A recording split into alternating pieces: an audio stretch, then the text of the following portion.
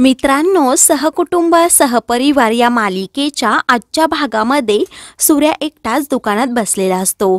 तो सरिताच्या आठवणीमध्ये खूप रडत असतो. तेवढ्यातच अवनी आणि वैभव सूर्याला समजावायला येतात. वैभव आणि अवनी सूर्याला सांगत असतात की घरी चला, परंतु सूर्या नकार देतो आणि त्या दोघांनाही सांगतो, मला मामीने सांगितलं आहे की सरी उद्या मला मंदिराजवळ भेटणार आहे, त्यामुळे मी आज दुकानातच झोपणार आहे. अवनी सांगते, दादा 2 दिवसापासून तुम्ही काही खाल्लं पण नाही, असं करू नका, नाहीतर आजारी पडाल. तेव्हा सूर्य सांगतो की मी उद्याच जेवणार. मी सरीला घरी घेऊन येणार, कारण ती मला मंदिराजवळ भेटणार आहे. मी तिला मनवणार आहे आणि अंजीलाही सांग की तिच्या आवडीची खीर करायला, म्हणजे ती खूप खुश होईल. आणि सरी आली ना, तू दरवाजातच थांब, तिच्यावरून भाकर तुकडा ओवाळून पण टाक, तिची दृष्ट काढ, असं तो अवनीला सांगत असतो. तेव्हा अवनी हो बोलते. अवनी आणि वैभव घरी जातात. दुसऱ्या दिवशी मामी सरिताला नाश्ता घेऊन येते. तेव्हा सरिता बोलते, मला अजिबात खायची इच्छा नाही. तेव्हा मामी सरिताला समजावत असते की तुम्ही आईबापाच्या भांडणामध्ये त्या बारक्या मुलाला का शिक्षा देत आहात, कारण ते बाळ खूप महत्त्वाचं आहे, असं मामी सरिताला समजावत असते. परंतु सरिता ऐकत नाही आणि मामीने दिलेला नाश्ताही खात नाही. त्यानंतर मामी सरिताला समजावू लागते, मी जग पाहिलं आहे, त्यामुळे तू असला कोणताही डिसिजन लगेच रागामध्ये घेऊ नकोस. काही वेळेस आपण डोळ्यांनी पाहणाऱ्या गोष्टी आणि कानाने ऐकणाऱ्या गोष्टी ह्या खऱ्या असतातच अशा नाही. कारण तू सूर्यावर आता रागवली आहे हे खरं आहे, परंतु हे सर्व खोटं असेल तर. तेव्हा सरिता मामीच्या ह्या बोलण्याचा विचार करू लागते. सरिताला समजावल्यानंतर मामी लाडानेच तिला बिस्किट भरवत असते, परंतु सरिता नकार देते. तेव्हा मामी सरिताला सांगते की तू स्वतःसाठी खाऊ नको, परंतु त्या बाळासाठी तरी खा. तेव्हा सरिता बिस्किट खाऊ लागते.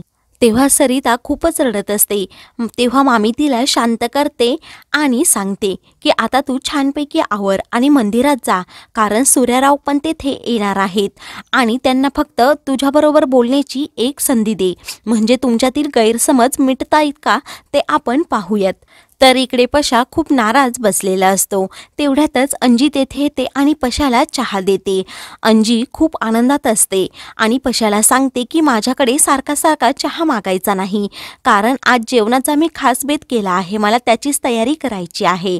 त्यावेळी पशा सांगतो, आज काय आहे, दिवाळी की दसरा? तेव्हा अंजी सांगते, तुला जे मानायचं असेल ते मान. तेव्हा पशा तिच्या खुशीचं कारण विचारतो. अंजी आनंदातच सांगत असते की आज सूर्यदादा तायडीला मंदिरामध्ये भेटणार आहे. त्या दोघांमधील गैरसमज दूर होऊन दादा तिला घरी पण आणणार आहेत. हे ऐकून पशा खूपच आनंदित होतो. तेव्हा ह्या दोघांचं सर्व बोलणं नालायक ज्योती ऐकते. तेव्हा ती बोलते, सूर्य आता सरिताला भेटला आणि दोघांमधील गैरसमज दूर झाले तर सरी लगेच या घरात एंट्री करणार. या विचाराने ज्योती खूप अस्वस्थ होती. तर पशा अंजीला सांगत असतो, अंजे जर हे दोघे भेटणार असतील ना, मला तिथे जायलाच हवं, असं म्हणून लगेच तो घराबाहेर पडतो. दुसरीकडे सूर्या मंदिरात येतो आणि बाप्पापुढे प्रार्थना करत असतो की आज मी सरीला भेटणार आहे, आमच्यामधील गैरसमज प्लीज दूर कर, मी सरीला आज घेऊनच जाणार आहे. तर इकडे मामी सरिताचं छान आवरून देते, तिला गजराही माळते आणि माझं लेकरू खूपच छान दिसत आहे असं बोलत असते. तेवढ्यातच मामा तेथे येतात आणि सरिताला सांगतात, सरे मी तुझ्यासाठी फुलं आणली आहे, फुले तुम्ही दोघे जण जोडीने देवाला वाहा, म्हणजे तुमच्या दोघांमधील गैरसमज दूर होतील. कसं आहे, हे घर पण तुझंच आहे, परंतु आपल्या हक्काचं घर असतं ते म्हणजे सासर, असं मामा सरिताला समजावत असतात.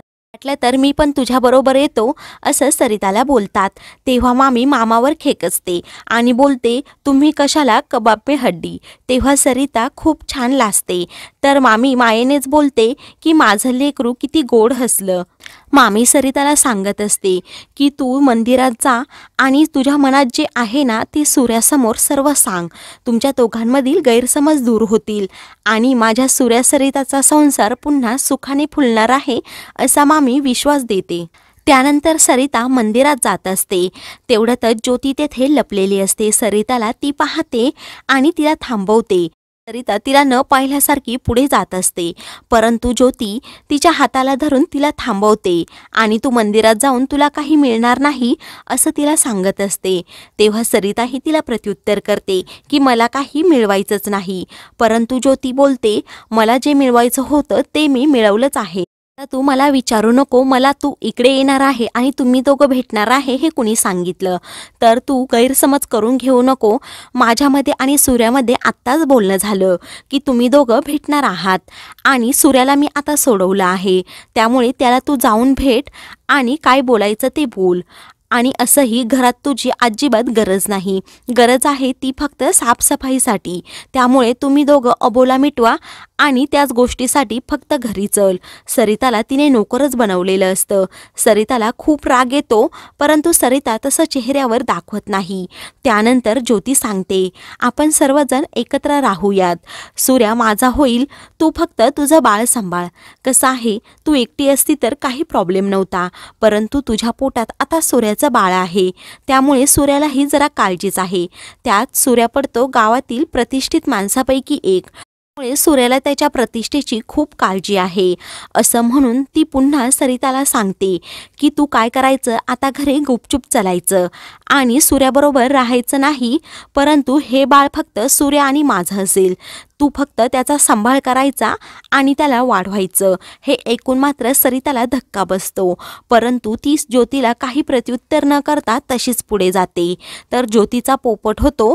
ज्योती मनातल्या मनात विचार करते की ह्या सरीला झालं तरी काय, एवढं बोलूनही तिच्यावर काहीच फरक पडला नाही आणि आता ह्या दोघांमधील गैरसमज दूर झाले तर मला ते अजिबात चालणार नाही असं ती मनाशीच बोलत असते. इकडे सूर्या सरिताची मंदिरामध्ये वाट पाहत असतो. तितक्यातच सरिता तेथे येते. सरिताला आलेलं पाहून सूर्या खूपच आनंदित होतो. सूर्या आनंदानेच तिला विचारतो सरे तू आलीस, तू कशी आहे. तेव्हा सूर्या सरिताला विचारत असतो माझं असं काय चुकलं, तू अशी मला न सांगताच घर सोडून गेली, माझं काय चुकलं आहे ते मला सांग, आपण दोघांमध्ये जे गैरसमज आहेत ते दूर करूयात. असं म्हणून तो सांगतो मला तुझे डोहाळे पुरवायचे आहेत. तेव्हा तो त्या दोघांच्याही सुखी संसाराची स्वप्न रंगवत असतो. सरिता मात्र फक्त ऐकत असते. त्यानंतर सरिता त्याला विचारते माझ्या फक्त एका प्रश्नाचं उत्तर द्याल का. तेव्हा सूर्या सांगतो मी 10 प्रश्नांची उत्तरं द्यायला तयार आहे. तेव्हा सरिता बोलते पोटूशी बायको घराबाहेर पडली, लोकांमध्ये तुमची इज्जत जाईल म्हणूनच तुम्ही मला इकडे घ्यायला आलात ना. ज्योती बाहेर उभी असते, ती दोघांचं बोलणं चोरून ऐकत असते आणि गालातल्या गालात हसत असते. ज्योती जे जे बोलली ते सरिता सर्व सूर्याला बोलून दाखवत असते. तेव्हा हे ऐकून सूर्याला धक्काच बसतो. तेव्हा सरिता सूर्याचे सर्व प्रताप त्याला सांगते आणि तुम्ही तुमचं पहिलं प्रेम अजून विसरलात नाही, आता फक्त ज्योती तुम्हाला दिसते. ज्योतीला नवीन साड्या काय आणता, तिच्या मुलांना शाळेत काय घातलं, हे ऐकून सूर्याला धक्का बसतो. सूर्याला समजतं की सरिता घर सोडून जाण्यामागे ज्योती हे एकच कारण आहे. तेव्हा सरिता पुढे सांगते मी तुम्हा दोघांना विहिरीजवळ एकत्र पाहिलं आहे. हे ऐकून मात्र सूर्या शर्मेने मान खाली घालतो. तो बोलतो हा तुझा सर्व गैरसमज झाला आहे. तितक्यातच पशा बाहेर येऊन उभा राहतो. तर सरिता सूर्याला चांगलीच खडसावते आणि त्या ज्योतीसाठी तुम्ही प्रशांत भाऊजीवर हात उचलला असंही बोलत असते. तेव्हा सूर्या सरिताला बोलतो तू माझ्यावर असला संशय घेऊ नको, तुला तरी पटतं का हे सर्व बोलायला. तेव्हा सरिता सांगते आता माझी खात्री पटली आहे. सरिताने त्याच्यावर संशय घेतला म्हणून सूर्या पूर्णपणे कोलमडून जातो आणि आपल्यामध्ये हा दिवस पण उजाडेल असं कधी वाटलं नव्हतं सरिताला सांगतो. तेव्हा सरिताही बोलते मलाही कधी असं वाटलं नव्हतं. सूर्याला विश्वासच बसत नाही की सरिताने माझ्यावर एवढा मोठा अविश्वास दाखवला.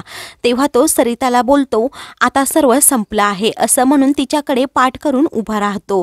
इकडे नालायक ज्योती गालातल्या गालात हसत असते. हे खूप टेन्शनमध्ये येतो. तेवढ्यातच सरिताला अचानक चक्कर येऊ लागते. तेव्हा त्या चक्करमध्येच तिचा पाय घसरून खाली तोल जातो.